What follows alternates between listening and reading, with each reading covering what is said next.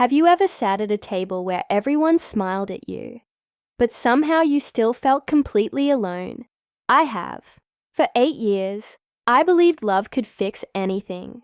I believed if I worked hard enough, gave enough, stayed quiet enough, eventually I'd become part of the family. I was wrong. The night everything ended wasn't loud at first. There were crystal glasses, soft piano music, perfect smiles, a Thanksgiving dinner that looked like something out of a luxury magazine. 23 people sat around a table worth more than my first apartment. And by dessert, I was standing outside in the freezing November air, still wearing my dinner dress, holding my 6-year-old daughter's tiny hand, while my mother-in-law watched from the doorway and said 5 words that changed my life forever. You were never one of us. No one defended me. Not my father-in-law, not my sisters-in-law, not even my husband, especially not my husband. I didn't scream. I didn't argue. I simply looked at my little girl, buttoned her winter coat, picked up the overnight bag we'd packed for the holiday, and walked away.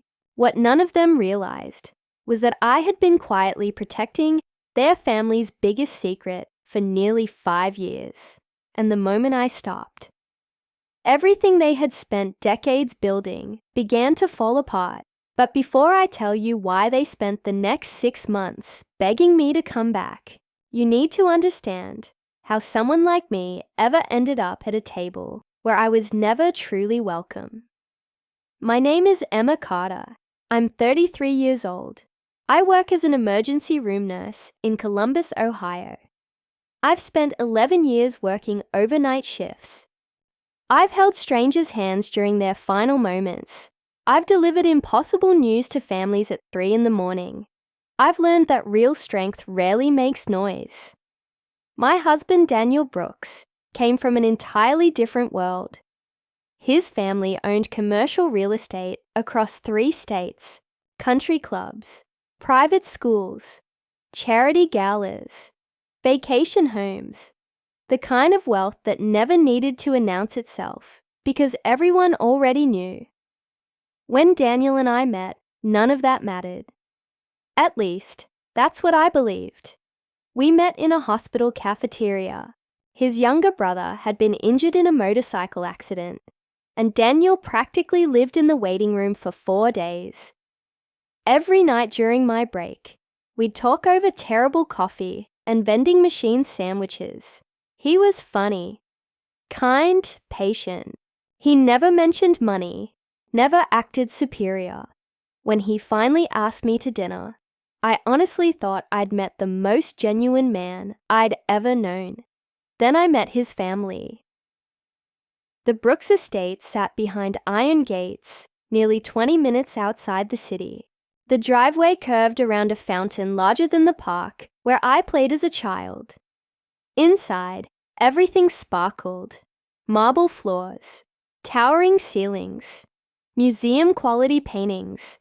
Even the silence inside that house felt expensive. His mother, Victoria Brooks, greeted me with a flawless smile. She hugged me warmly, complimented my dress, asked thoughtful questions. Anyone watching would have called her gracious, but I noticed something strange. Every compliment carried a hidden edge. So you're a nurse? What meaningful work. My goodness. That must require incredible stamina. Then she'd glance at my shoes, my handbag, my accent, always smiling, always measuring. Later that evening, while introducing me to one of her friends, she laughed softly. Emma reminds us that determination can take someone anywhere. The guest smiled. I smiled too.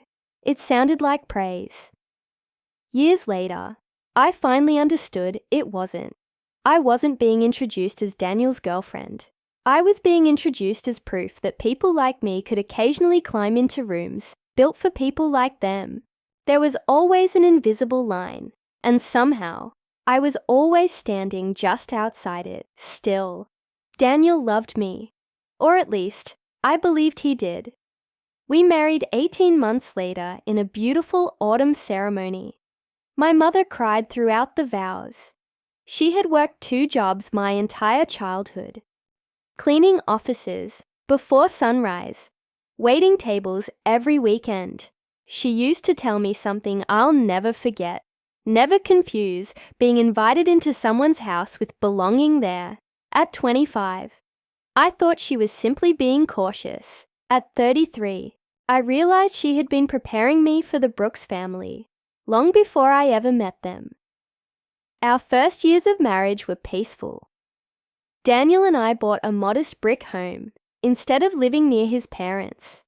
We welcomed our daughter, Sophie. Life wasn't perfect, but it was ours. Or so I thought, because while I was building a family, someone else was quietly building expectations. Expectations I didn't even know existed, and one ordinary Tuesday evening, everything began with a single phone call. A phone call I answered without thinking, one that would slowly turn my kindness into someone else's entitlement.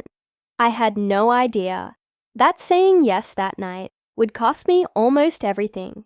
The phone call came just after midnight. I had barely finished a 12-hour shift when my phone vibrated inside my locker. It was Daniel. His voice sounded different, not frightened, not panicked, just exhausted. Mom needs our help. I didn't hesitate. What's wrong? He sighed.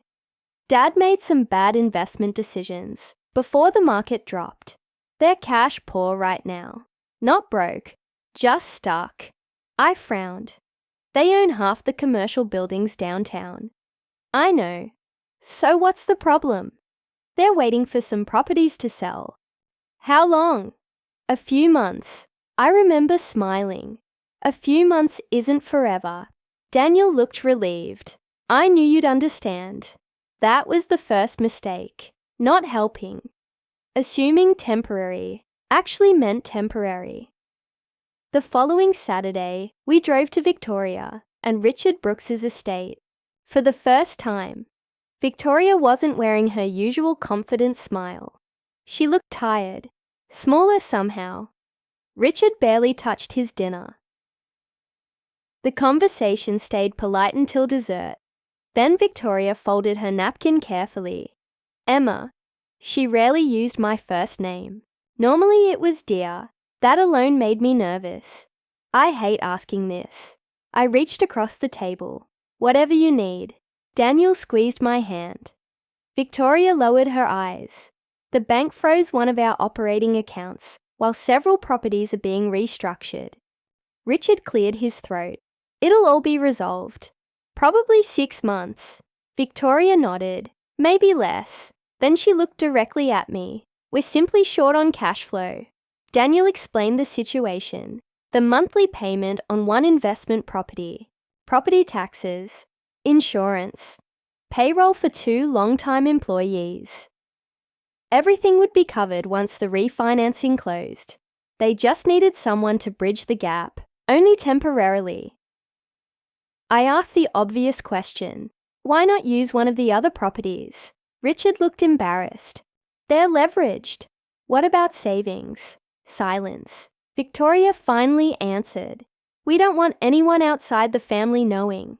Outside the family. Funny. That was the first time she'd ever included me in those words. I should have noticed that. Instead, I felt honored. On the drive home, Daniel kept thanking me. I knew Mom could trust you. I haven't even said yes. You will. He smiled. That's who you are. Maybe it was. Or maybe. I had spent my entire life believing love had to be earned. The next Monday, I transferred the first payment, $3,150, enough to cover payroll and the property note. Victoria called within minutes. Emma, her voice cracked. I'll never forget this. I believed her. Months passed. Nothing changed. Every month, another request. Another explanation. The refinancing has been delayed. The attorneys need another signature. The market shifted. The closing was pushed. Always another reason, always another month. Daniel reassured me every single time. They'll pay us back. They're good for it. It's only temporary. Temporary slowly became routine. Routine became expectation. Expectation became silence. After the first year, no one even asked anymore. The amount simply appeared in our monthly budget. $30,150 every arm. Single month. I picked up extra overnight shifts, skipped vacations, delayed replacing our aging SUV. Daniel promised we'd travel once everything settled down. Sophie wanted to visit Disney World. We'll go next year. I kept telling her. Next year never came. Meanwhile, Victoria remodeled her kitchen. Richard bought a new luxury SUV. The Brooks family still hosted elaborate charity galas, crystal chandeliers, 5-course dinners, designer gowns, expensive wine, whenever I noticed. Daniel always had an explanation. It's for appearances. They have to maintain their reputation. It's complicated, maybe, but somehow, the only people sacrificing. We're living in our modest brick house. One evening I was balancing our checkbook when Sophie walked into the kitchen. She was 5. Mama, yes, sweetheart.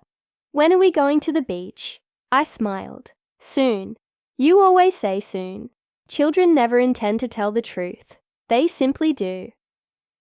That night, I cried quietly after everyone went to bed. Not because of the money, because I realized I couldn't remember the last time I'd bought something without wondering if someone else needed it more. The following Thanksgiving, Victoria stood before 20 guests, holding a champagne glass. I just want everyone to know, our family always takes care of each other. Everyone applauded. She looked directly at Daniel, so proud of my son. People congratulated him, praised his generosity, called him selfless.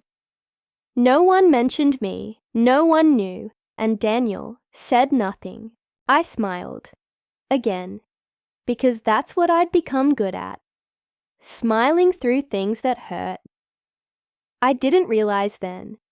That silence has a way of collecting interest. Sooner or later, the debt always comes due, and mine was about to be collected.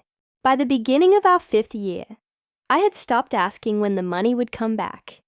Not because I trusted the answer, because I already knew there wasn't one. The transfers had become invisible, automatic, predictable, like another utility bill. Only this one didn't keep the lights on in my house. It kept someone else's lifestyle alive. December arrived faster than I expected. Victoria's annual Christmas gala was approaching. Every year, the Brooks family hosted nearly 30 relatives and close family friends. Everything had to be perfect. The decorations were flown in from New York. Fresh garlands covered every staircase. A 12-foot Christmas tree stood in the grand foyer. Professional musicians played holiday music from the balcony. Every guest received personalized gifts. It looked magical. It also looked expensive, very expensive, as I watched workers carrying another shipment of decorations inside. One question quietly entered my mind. If they're struggling so badly, who's paying for all of this? The answer came 2 days later. I was reviewing our family's finances when I noticed something strange. Daniel had transferred another $4,000. Only this payment wasn't scheduled. I walked into his home office. Did your parents ask for more money? He looked uncomfortable. They were short this month. Again? It's Christmas. I stared at him. We've already sent them nearly $50,000 this year. They'll make it up. When? He rubbed his forehead. I don't know. That was the first honest answer I'd heard in years. Christmas Eve arrived. The Brooks estate glowed beneath thousands of white lights. Luxury cars filled the driveway. Champagne flowed. Laughter echoed through every room. To anyone watching, It looked like the perfect family. I knew better. I also noticed something else. Victoria had purchased brand new diamond earrings. Richard proudly showed everyone his newest luxury watch. Brooke arrived carrying designer shopping bags from stores I'd only seen online. No one looked like they were struggling, except me.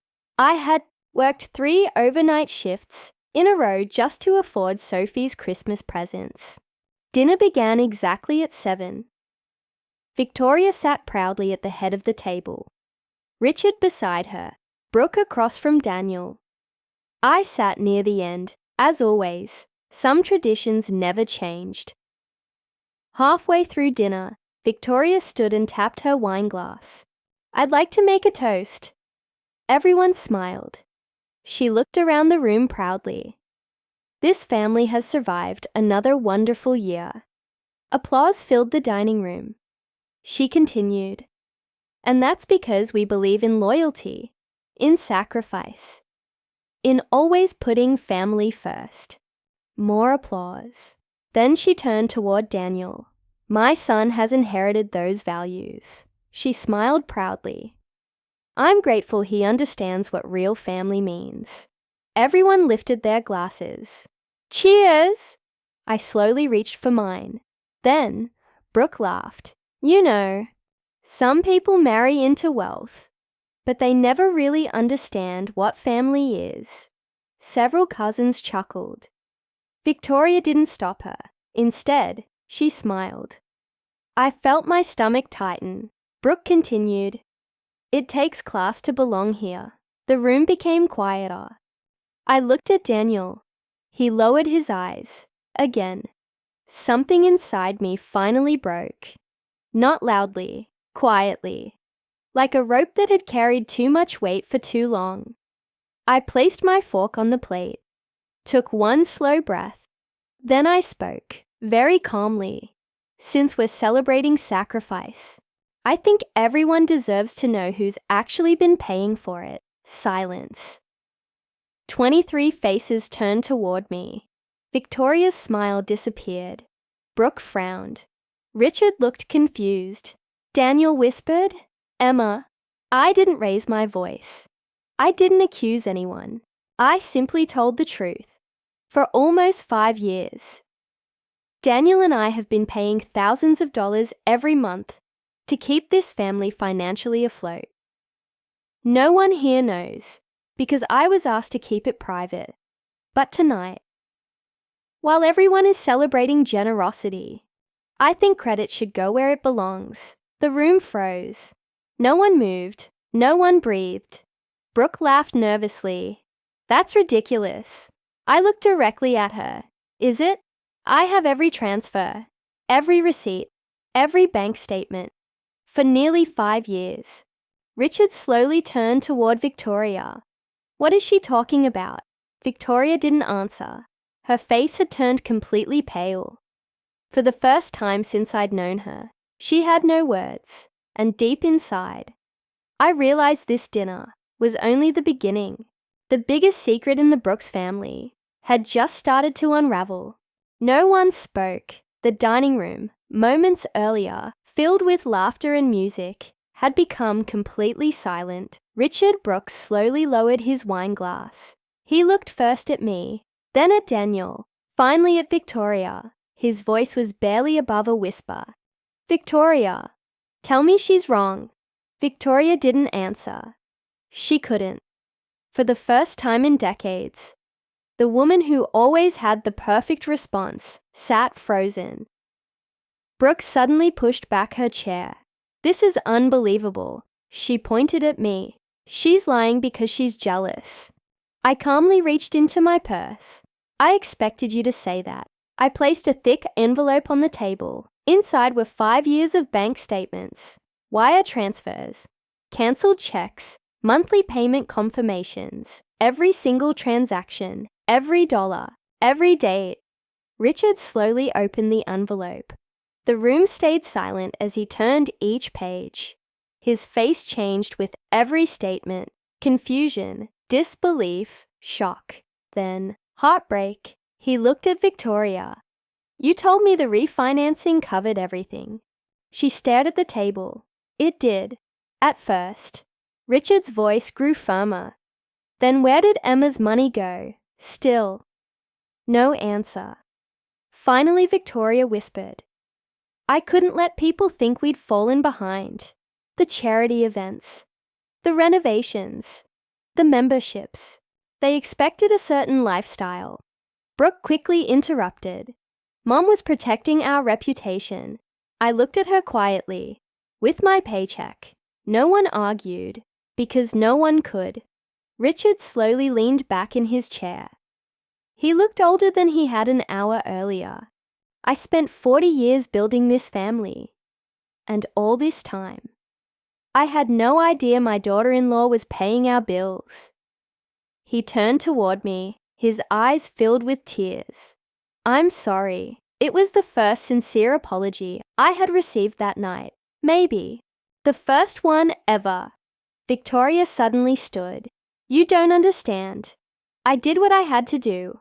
I couldn't lose everything. I looked at her gently. You weren't losing everything. You were losing an image. There's a difference. Those words hit harder than I intended. Victoria's shoulders dropped. For a brief second, she looked less like the powerful woman everyone feared, and more like someone who had spent her whole life trying to outrun embarrassment. Then Daniel stood. Every eye turned toward him. For years, he had remained silent, avoiding conflict, avoiding choices, avoiding responsibility. Not this time. He walked around the table, stopped beside me. Then, in front of everyone, he took my hand. I'm done pretending. His voice trembled. My wife carried this family while I watched. I kept asking her to be patient, to understand, to sacrifice. I called it keeping the peace. But it wasn't peace. It was fear. He looked directly at his mother. I'm sorry I wasn't brave enough to stand beside her sooner. Victoria closed her eyes. Richard quietly wiped away a tear. Brooke looked furious. I stood slowly. Not because I wanted the last word. Because I wanted the truth to be the last thing anyone remembered. I don't hate this family. I never did. I loved all of you. That's why I kept helping. But love without respect becomes obligation, and obligation eventually becomes resentment. I picked up the envelope, removed one final sheet of paper. It wasn't another bank statement. It was a cashier's receipt, the final payment. I made it yesterday. Everything I ever promised.